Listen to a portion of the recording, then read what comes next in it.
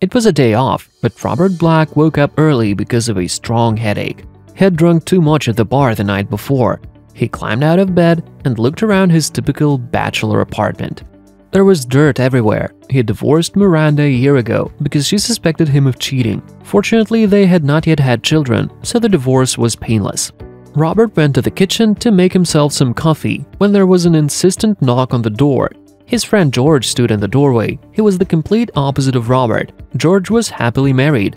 Sitting in the kitchen, the man advised Robert to renew his relationship with Miranda, but he just shook his head.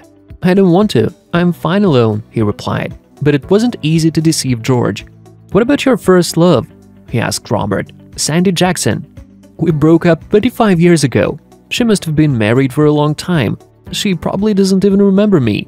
"What if you're wrong?" George asked. But Robert didn't want to hear about it. He and Sandy started dating in high school. Everyone around believed that they would get married. But when the young people went to college, everything changed.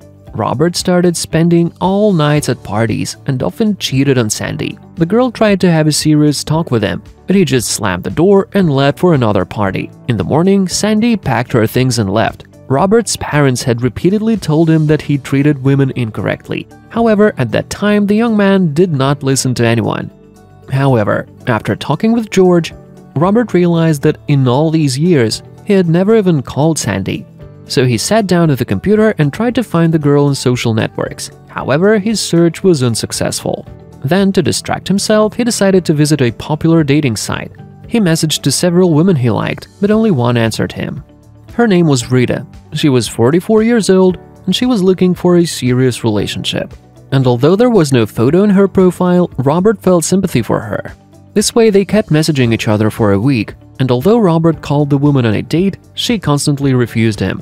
However, when the man had already lost all hope, Rita asked him to meet in a cafe. So in the evening, Robert put on his best suit, bought a bouquet of flowers, and headed to the meeting.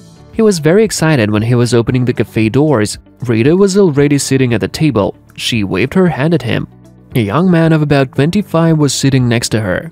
Robert came closer and could not restrain himself. The bouquet fell from his hands, and tears started running down his cheeks. It was Sandy. "Is that really you? Is this guy your son?" Robert asked her. "Why did you do this? You knew it was me from the very beginning." "Yes, I just wanted to see your reaction, see if you've changed. But you're just the same womanizer as before. So goodbye, Robert," Sandy said. She and her son got up and headed to the door. Robert was looking at them and couldn't understand why this guy looked so much like him. And then it dawned on him. "That's my son." Robert realized that because of his frivolous attitude and fear of taking responsibility, he had lost a real family.